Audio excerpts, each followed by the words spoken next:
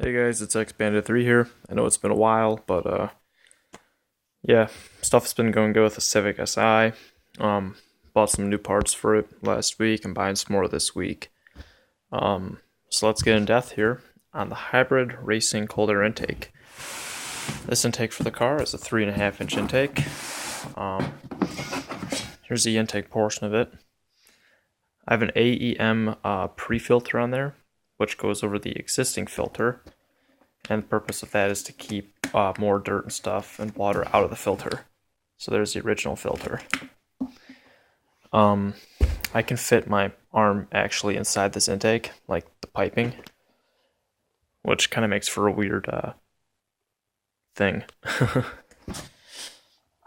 Next up here is the bypass for it. As you can see, the Hybrid Racing logo is very visible and does not even look bad at all. You also get some coolant hoses and some more coolant hoses. You get a, I don't know, extra piece of piping. I'm really not sure what this is. Okay.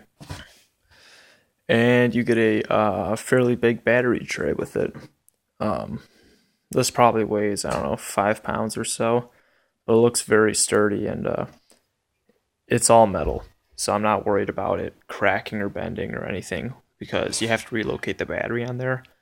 I'm not worried at all with this. Some extra bolts and stuff. Then there's this little metal piece here. This piece apparently is through that little bolt there, or that hole. You're supposed to screw this in to the inside of the fender. And this holds the intake away from the fender so it does not bang against the fender, which I guess is pretty cool. You also get some Hybrid Racing Awesome Sauce. Basically, it's the same scent as like JDM Squash. It's pretty good.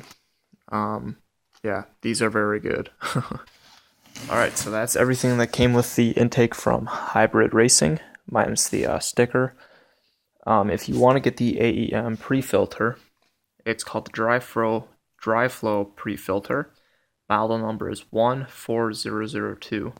It cost me about $33, but in my opinion it's worth it because I don't have to go and take the primary filter off every so often and clean it. An extra, this is a new intake manifold gasket. I mean, it's been lightly used as you could tell by the coloring, but it works pretty good and it's fairly thick. So if you guys don't know, what this does is it keeps the intake air temperatures down. So the hybrid racing intake is already one of the best intakes on the market. Keeps the IATs very low. This keeps it even lower by an extra few degrees. So the colder the better.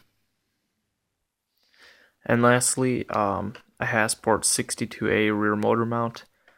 I bought this off of Core Sport. I think it was $101. And you do not need this just with the intake, but you need this with an upgraded header. So probably this week or next week, I'm going to be buying a Skunk 2 Alpha header and a full race 3-inch exhaust for my car. So this will definitely help with preventing the header from hitting the firewall. So it's a pretty good investment.